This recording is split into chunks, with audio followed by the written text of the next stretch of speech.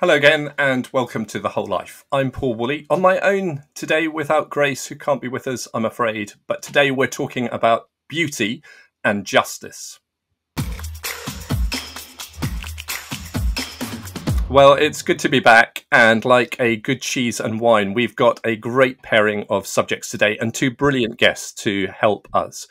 On one level, we might think that beauty and justice have little, if anything, to do with each other. But if we think about it more deeply, maybe they're two sides of the same coin. Is it possible to have beauty without justice, or indeed justice without beauty? What is beauty?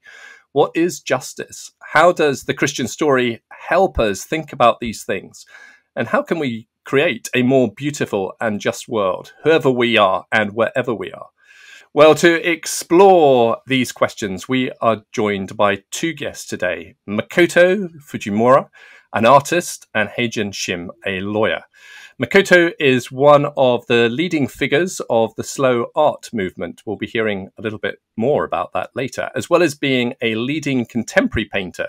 He is also an arts advocate, a writer, and a speaker who is recognized worldwide as a cultural influencer. He is an author of Art and Faith, a Theology of Making. It was published by Yale University Press in 2021. Haejin is managing partner of Shim Associates. She has extensive experience litigating various lawsuits in both federal and state courts in the US. She has served on numerous boards and is a frequent speaker.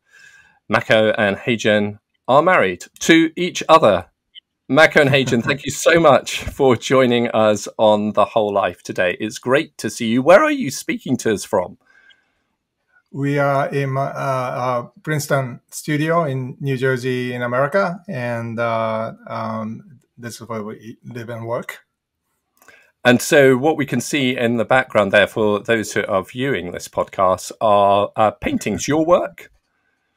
Correct. And so everything I do flows out of the studio, and we get to talk about that issue of beauty and justice here as well. We're wearing Ember's international T-shirt, which is Haejin's organization, but as you will see, those two are connected. Amazing. And I referenced your book in my introduction. Here it is. Here's my copy here. I have to say, I have never seen a book that has commendations by Rowan Williams, Martin Scorsese, and Marisol Fulf, and a foreword by Tom Wright. That is a remarkable feat. How did you do that?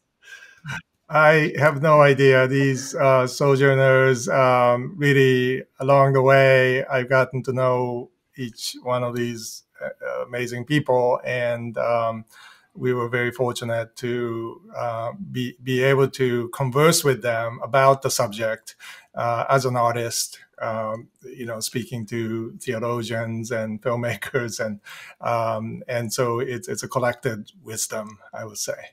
That's incredible. Let's start with definition. Go on, Haejin. Yeah.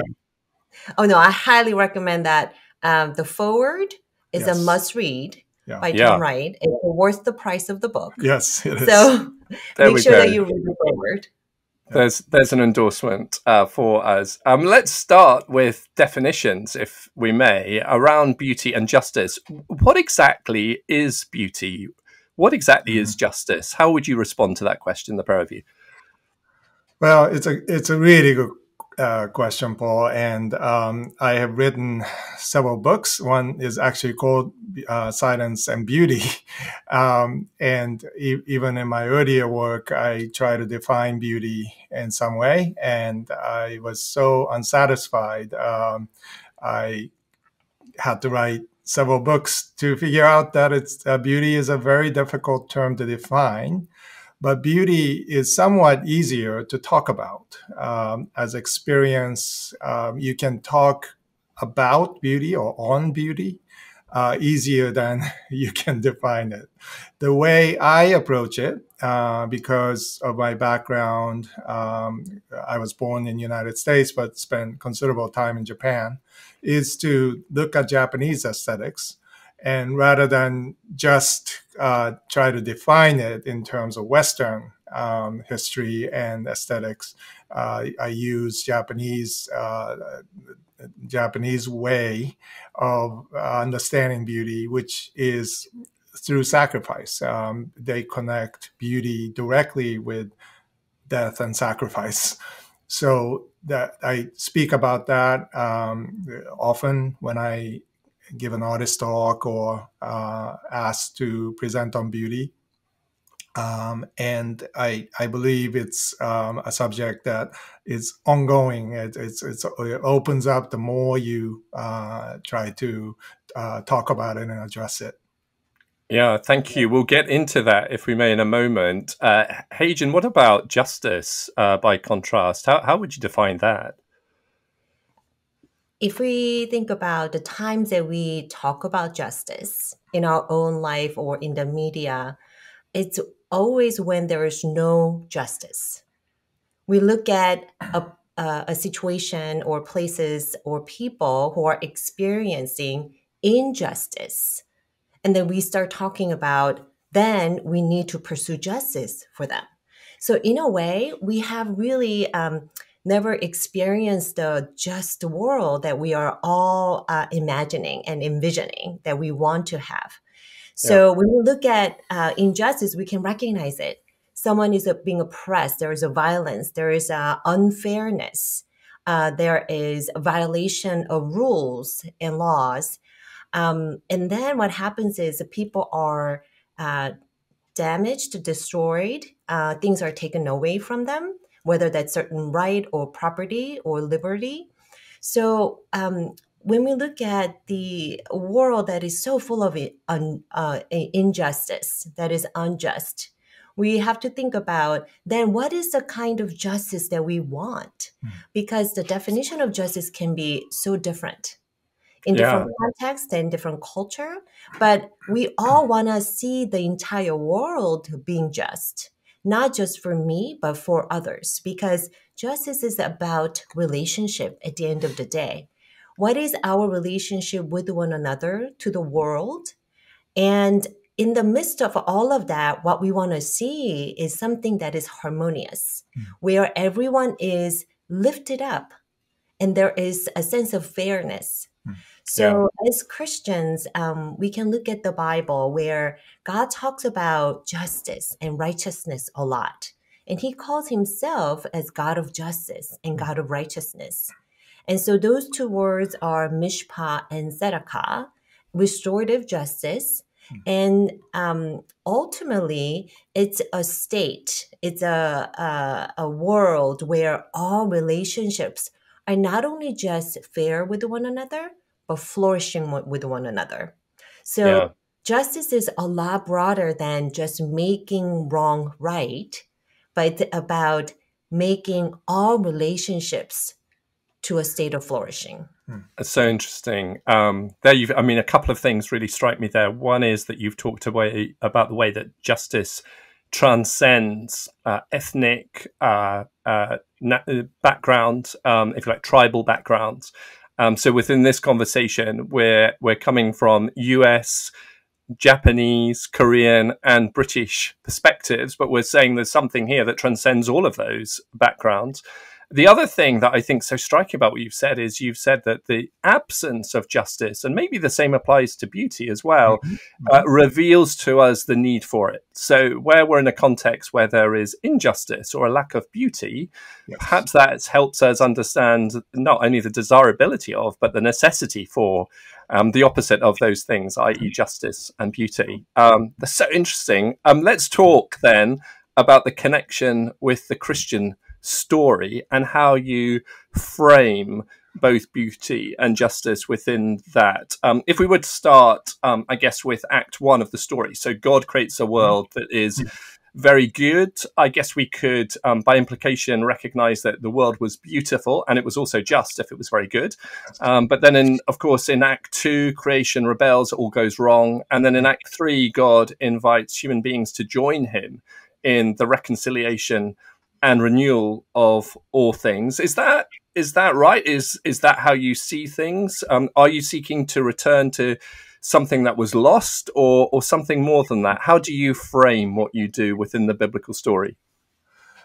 Yeah, and that is the question that connects beauty and justice. As you know, beauty and justice transcends cross-cultural boundaries, and we always find that this conversation, even though in Western mind it's a different category. You talk about beauty, you try to define it, and you talk about justice, and you try to define that.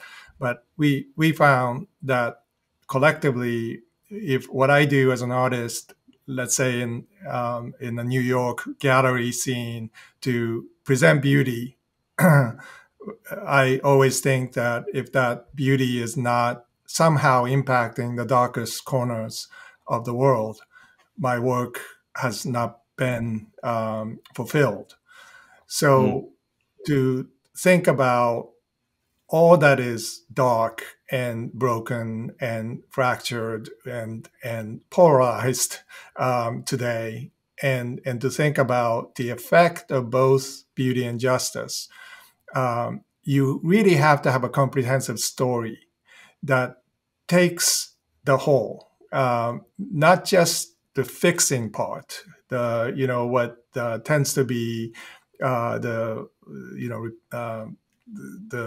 the repentance into righteousness, let's say, a commitment um, to follow God.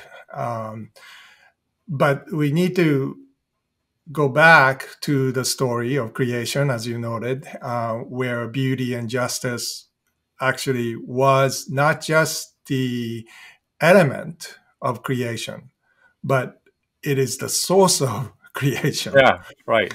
So I always say God is not just the source of beauty, but God is beauty. Yeah. So when we realize creation was in itself embedded with this extraordinary love that surpasses our understanding, created in beauty and justice and flourishing, and then of course the fall took that away from at least our experience, and brokenness came in. And what we tend to do in Christian theology is to say, well, Jesus came and fixed that. So, this idea of going to heaven, somewhat escaping, or perhaps going back to Eden, is a prominent message in preaching and so forth. What I argue in Art Plus Faith, a theology of making, is that, as Tom Wright or Bishop M.T. Wright has said so convincingly, that the Christian gospel is the entire story. It's creation to new creation. In Christ, we are a new creation. And therefore, whenever we enter into this story and we are given by grace, this gift of grace, of salvation, we are already a new creation. So what you and I do today to create anything, whether it be paintings or podcast or making a meal, is in part already part of new creation. Now, what does that mean for beauty and justice? That's something that needs a little bit of unpacking. But essentially, what we're saying is that both beauty and justice, has a realm of splendor and realm of transcendence that we don't even understand, that we haven't fully experienced yet. When we see the fractures and when we see the brokenness, we know we have a longing for it, right? Yeah. And so we long for that wholeness. We long for that place where it's all integrated, and yet we know we're not there yet. So that longing for me is the impetus of art. Everything I do is to create a portal for people to even amplify that feeling of being exiles in strange land, and we are ushered into a place. And when we have that, we long for justice, right? So beauty calls justice in, and justice is actually part of let's say, a painting for this wholeness of flourishing. Yeah, that's so helpful. I think this emphasis on locating beauty into God, as it were, is so helpful. I think we've often got into trouble, certainly in the West, when we've tried to dislocate beauty and truth and reality and meaning from God. We've tried to separate those things. Whereas if we say all of those things exist in God, so God is beauty and truth and reality and all these things. God becomes, I mean, even bigger and better than we imagined him to be in the first place. But then the second thing that I'm so struck by in the conversation so far is that there are times where I'm kind of thinking, oh, are we talking about justice or beauty? And there's a sort of sense that they are interchangeable. So if we thought we were coming into this conversation to talk about separate things, it sort of sounds as if we're talking about the same thing. So the idea that they might be two sides of the same coin could be true. Haejin, is that how you would see things as a lawyer? Absolutely. People ask me, why are you a justice advocate? Whether as a lawyer or as a CEO of Embers International. I don't seek justice for the sake of justice. And then that shocks people. They're like, what? I thought you are a justice advocate. Then what are you going after? I seek justice because I want to see beauty at the end of that journey and throughout that journey. And this is how. We had, so Embers International is the anti-trafficking organization that we work with women and children who are trapped into sex trafficking, into the brothels. And our work really focuses on intergenerational empowerment of bringing mother and the children who are born into brothels out of that place, out from intergenerational exploitation into intergenerational freedom and empowerment. So our friend, and there are quite a number of anti-trafficking organizations doing great work all over the world. And one of our friends was able to rescue this teenage girl who's been trafficked for a few years from a brothel in South Asia. And for someone like her, who are so traumatized, so betrayed, so by her, someone that's very close to her, at such a young age, it's a really hard situation. And when she was rescued, the rescue team asked her this impossible question. Now that you're free, what do you want? And one, it's an impossible question because in that society, a child, and especially a girl child, is never encouraged to think about what she wants, her wishes, her desires. And two, it's an impossible question because she's a trauma victim. For her to think about herself and not without really understanding what's going to happen to her is a really impossible thing. But I think by God's grace, she had an answer for us. And this is, I think, something that we hold on to. What do you want? To that question, this little girl said, I want to be beautiful again. Incredible. Because of injustice that is done to her, the beauty that God created in her was taken away and that was destroyed. And now she has that desire to be beautiful again.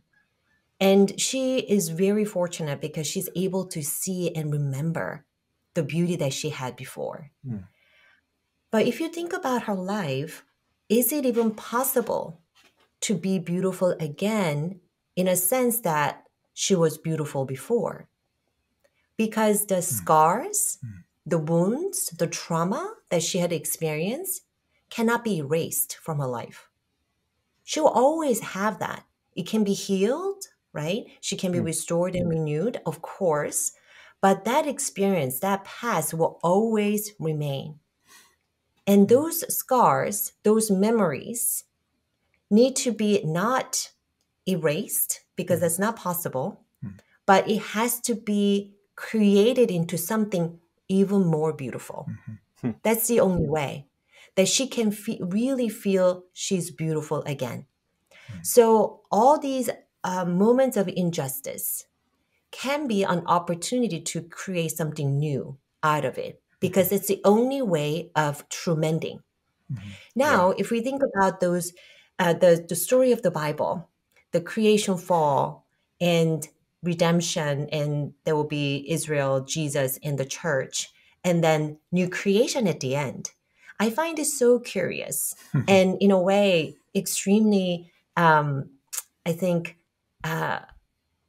grateful to think that God didn't call us back into the Eden after Jesus' resurrection.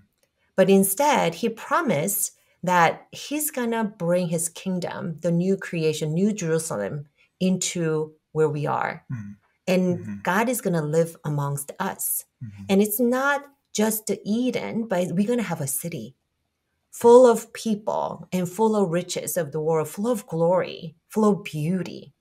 So why is it that we are not called back to Eden, to where before the trauma and injustice happened, but we're going forward to a place of a beauty that is actually unimaginable, almost the extravagant beauty. So I think journey of justice is the same. I want to see that beauty restored and transformed, but not to a place of before the injustice, because that is not possible, but towards the new beauty and new imagination. So in that way, the journey of seeking justice cannot be done without beauty. And it's not just the end result of this new beauty or restored and beyond our imagination kind of beauty. It's also along the journey of justice, seeking justice, we need to have beauty because it's a hard work. It's a dark place. You're bringing the darkness into the light of Jesus, the beauty out of ashes. And that journey takes a long time. And throughout that journey, unless we have beauty created every moment, that joy and that hope, we won't be able to persevere. That's a beautiful thing, isn't it? And it's redemptive, isn't it? I think we go from the garden to the garden city.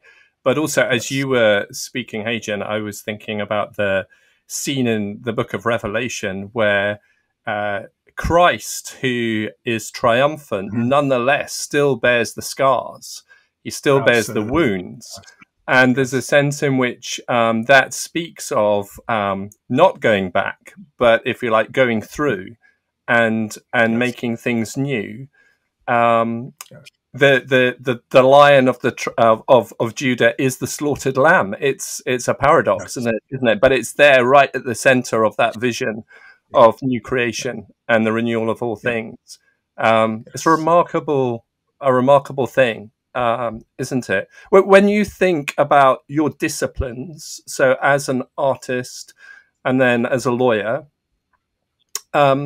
very practically, how do you see different aspects of the Christian story playing through that? So, for example, Mako, one of the practices that you engage in, I'd love you to talk with us, is this practice, is it kintsugi? Which possibly speaks of brokenness and redemption. I wonder if you could speak a bit about that, but then also, Haejin, whether you have something within your area of focus within the law that similarly points to something significant within the Christian story. Absolutely. So the context for both of that is by his wounds we are healed. Isaiah passage, which points to Christ's wound being the portal into new creation. This is an astonishing reality that we don't often speak about, that Easter is not the end, but the beginning of new creation ushered in through Christ's wounds. So the city of God, the garden city that you're speaking about, is literally created through those wounds, and so it's a natural question to ask: okay, so I can see Jesus' wounds matter for me and for us, for our salvation. But then when you extend that metaphor, what about our wounds? What about what happens on this side of eternity, which is flawed and broken and pulverized? What happens to that? So, kintsugi, the ancient practice of mending broken teaware, important teaware, is often held and beheld for several generations before it's given to a urushi master, Japan lacquer master, to mend, not to fix, but to mend with gold and urushi to be made new. So the resulting kintsugi bowl, teaware that's used again in tea ceremonies, is more valuable than the original because it has been through two masters. This metaphor is very helpful to all of us thinking about beauty and justice.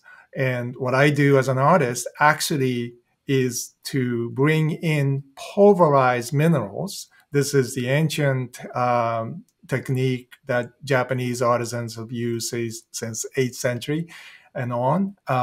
Pulverized minerals such as malachite, azurite, cinnabar, and so forth, mixed into hide glue and layered over and over. So the work you see behind me is over 200 layers of minerals.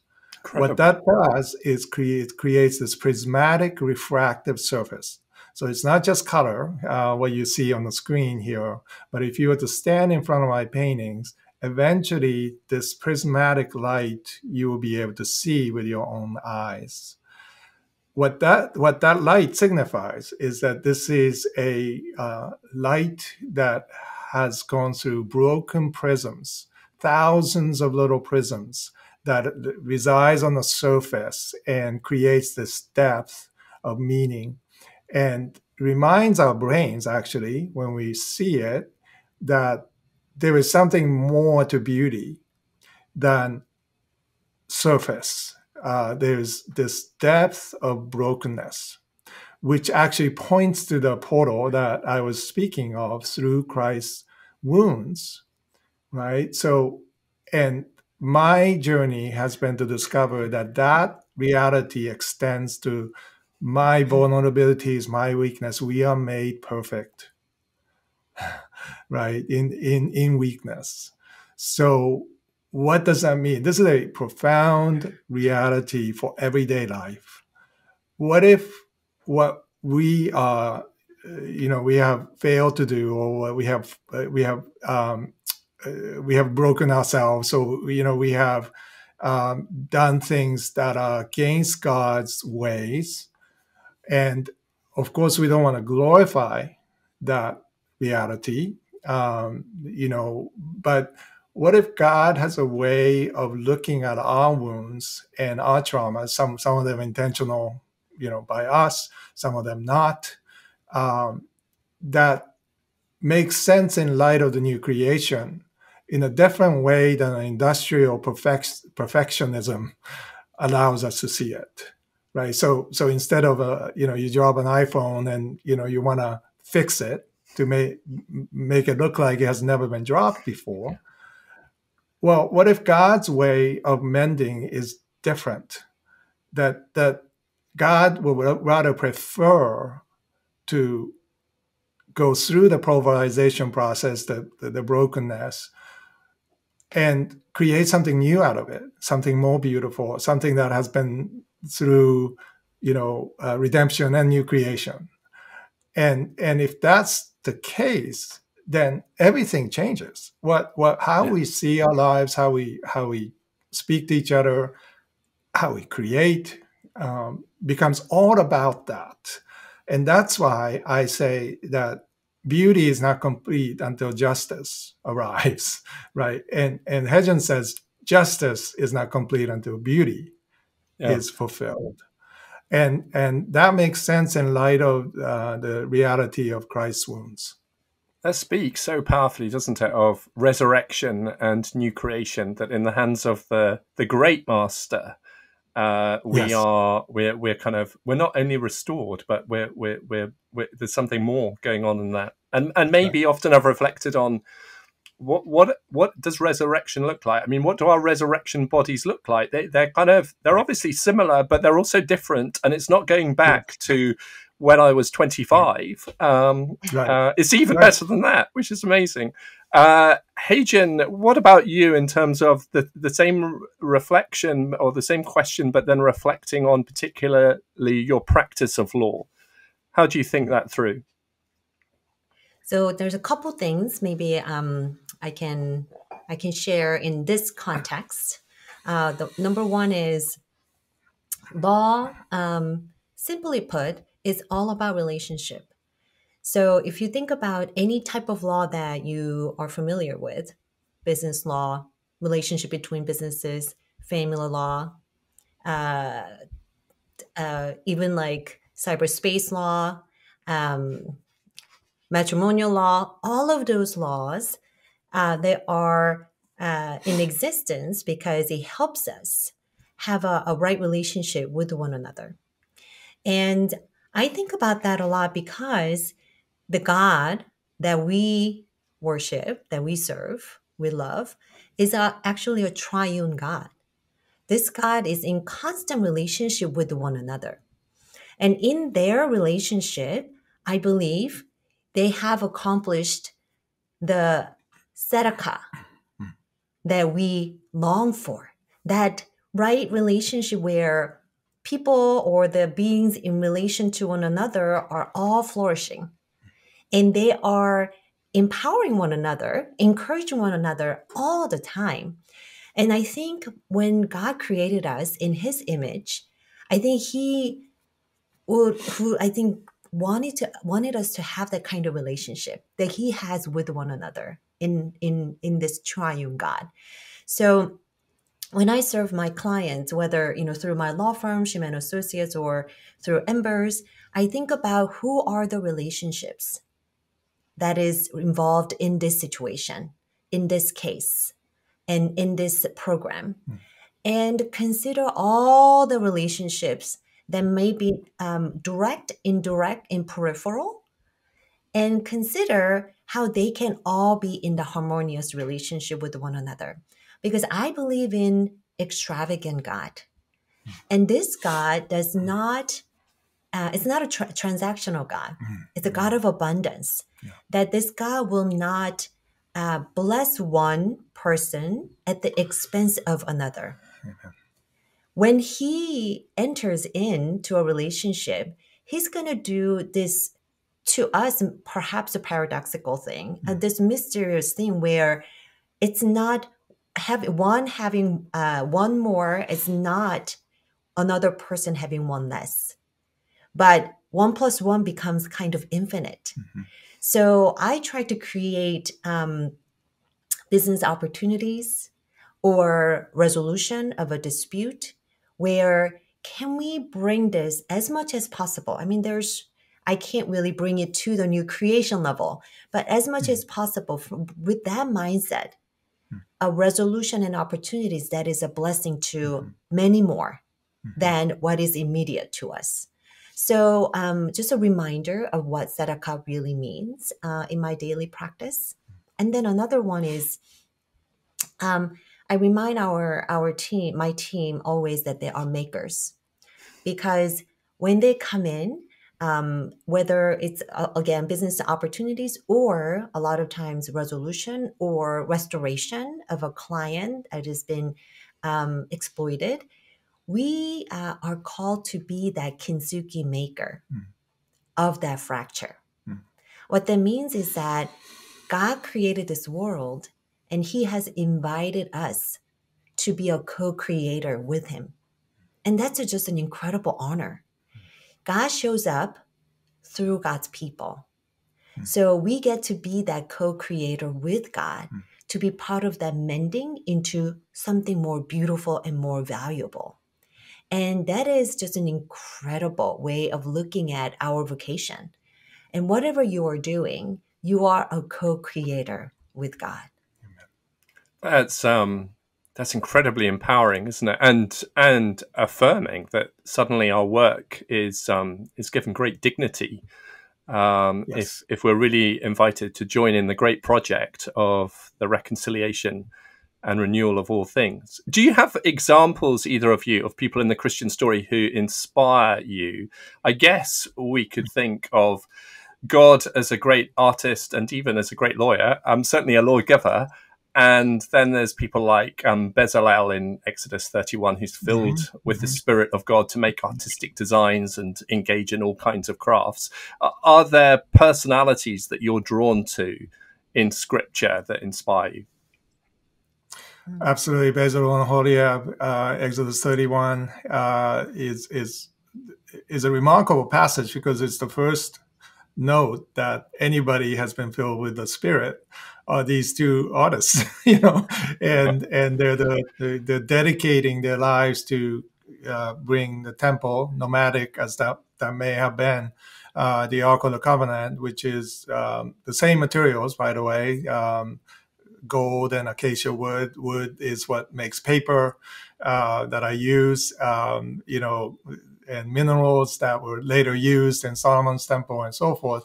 The biblical materials inspire me because I happen to use the same type of materials to create this broken splendor that you can literally feel through your eyes. And part of what's amazing about this reality, that what Haejin was saying, is that God actually does not act until we create. What I mean by that is, when you take the Eucharist, right, it's bread and wine that Jesus said, I will institute the new body of new temple on this side of eternity, and you are to remember my broken body and my sacrifice for you. Well, when you think about bread and wine, there are two things that are actually hard to make, right? I mean, many of us tried to make bread during the pandemic. Hard to make well. Hard to make well. Yeah, yes, I right? did. I've stopped now, but yeah, exactly. not wine. I should have done that, really. Wine is generational commitment, right? I mean, you can't just grow vine overnight. So you have to nurture it for generations. So think of how many hours that go into a single bread and single wine, right? And when you realize that, you say, wait, so God waits until we make to show up? Yeah. And the answer is yes. And somehow in this mystery of new creation, the post-resurrection journey, Jesus invites us into the new creation. And Jesus says, here's my wounds. I'm going to take yours, and like a kintsugi master, we'll create something new out of it. But you have to be the first person to move in that direction. So your faith matters. What you do matter today, what you say, how you speak to the homeless, that is the material of new creation. And many of us Christians, we don't realize, like, this day was given to us by grace so that we can do the things that only we can do on this side of eternity, which is to share the good news of the gospel, give mercy, and you bring justice into reality where there's darkness, and also to create beauty, right? Those things we can only do on this side. We will always be creators, I believe, but we get to work with what is broken. We get to do that with a mindset of creating something new only on this side of eternity. So I feel like, as you say, this is absolutely empowering. But God pushes that agency upon us to create so that God can do God's work. Yeah, the ordinary really is spectacular. And what we do in the present matters in the future, which is an extraordinary idea. Haejin, what about you in terms of personalities in scripture, in the big story? Are there any that you're drawn to, particularly as a lawyer, and you think, oh, that's a good role model, or that's someone who I'm attracted to? I don't know if you heard the name in the Bible. I think his name is Jesus Christ. And that's a good one. The reason why I say that is because Jesus is the model advocate. Yeah. He is and the artist. And the artist. It's like the best justice advocate. And the reason why I bring him up is it's not because I want to give you an easy answer, but because sometimes people ask me this. So I'm trained as a litigator, so I go to court all the time. I've litigated over 500 cases in my 20 years experience. And so people who don't quite understand this work of justice or legal practice often ask me, well, since you're a litigator, you must be really aggressive in court. And I tell them that actually, to be a great litigator, some litigators are aggressive, and there are times for that, I'm sure. But to be a great litigator, you actually need to have a lot of grace, not aggression. And the reason why the grace is required is because we are to stand our ground and be assertive, to argue our position on behalf of our client without being thrown off, being angered by the attack by the other side, right? So do you have enough grace and security and confidence that you're not going to be just knee-jerk reaction. Have a reaction against the counterparty's aggression? Can you take that and be still assertive and speak your mind? And a lot of times, it's not the loud person that people listen to. It's actually a soft-spoken person that you have to listen to, right? So I think Jesus really showed that, right? There are moments that he had a holy anger, but a lot of times what he did was he was assertive. He never compromised. He always said, I am the Son of God. And even when people misunderstood him, people were angry at him, he said, I am the Son of God. However, he has so much grace to be able to present his case and be so persuasive. People may not want to believe him, but he was able to do that and be an advocate. So Jesus is like a perfect model to be an advocate. But also, I love Moses. Moses is my bud because because the reason why Moses is so incredible is that he knew his own fractures. Yeah. And he had to take so much time. He had this time of beholding of his own fractures, the fractures of his people.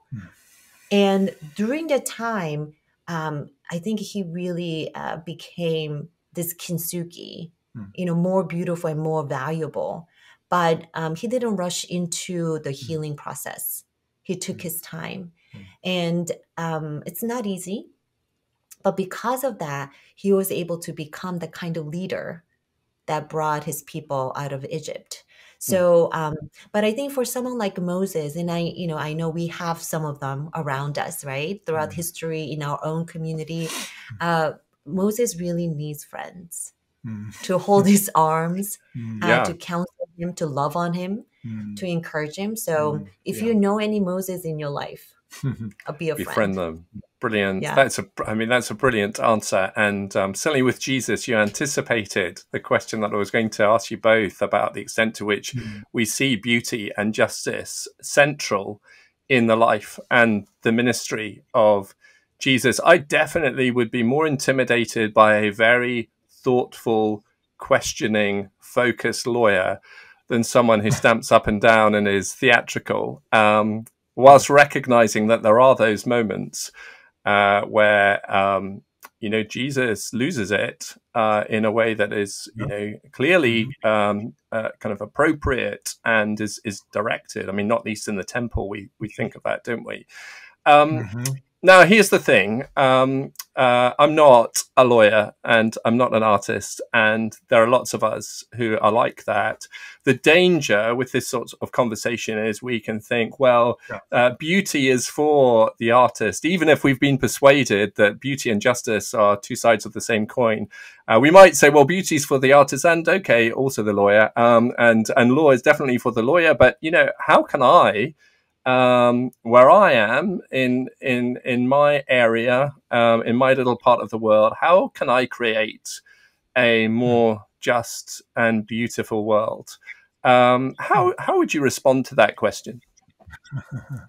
Yeah, I think about what Van Gogh said about Jesus, and he said Jesus is the greatest artist because instead of using paint and chisels, he formed human beings, right, into this masterpiece of God. And in a sense, that's what we're doing as a church, is that we're in this collective journey into new creation together. And each person has a distinct and essential role in that as a body of Christ. And when we think about, going back to our conversation about imperfections and brokenness, when we think about the new creation, it cannot happen. Not only cannot happen without us being involved somehow, right? God chooses not to do that. God can, but chooses not to. And it is through our brokenness somehow this new kintsugi reality comes to forefront.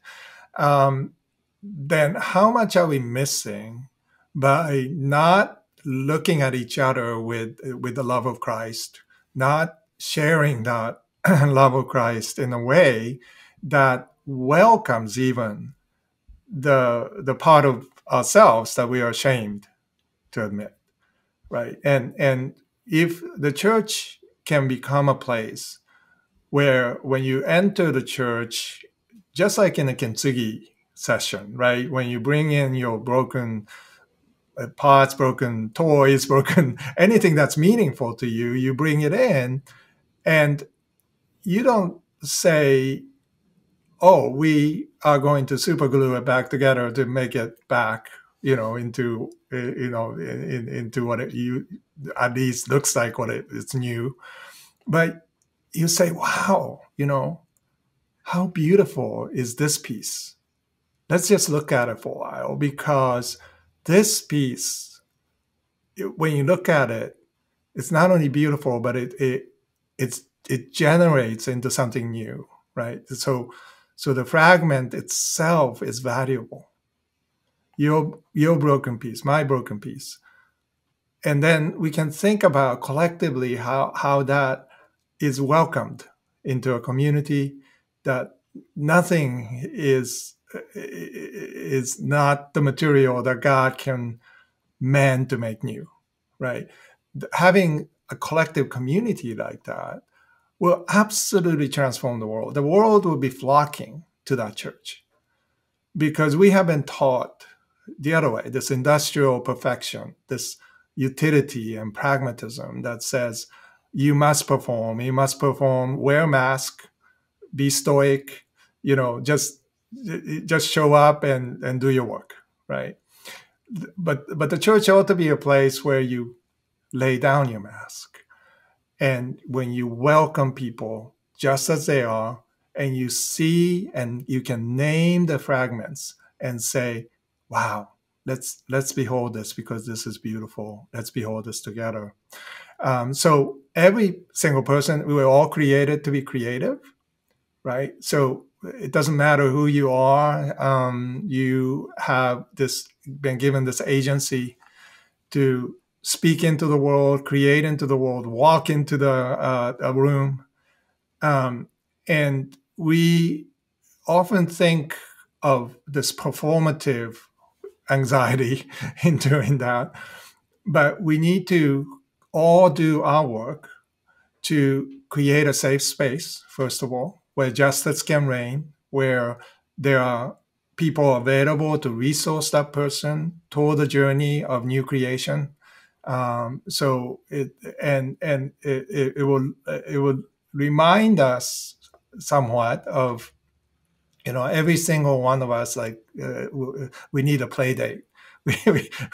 We need a kindergarten room where we can just color for no reason, right? We need those places where we can just sing together. We can just, so these communities where we can just have soup and bread, together.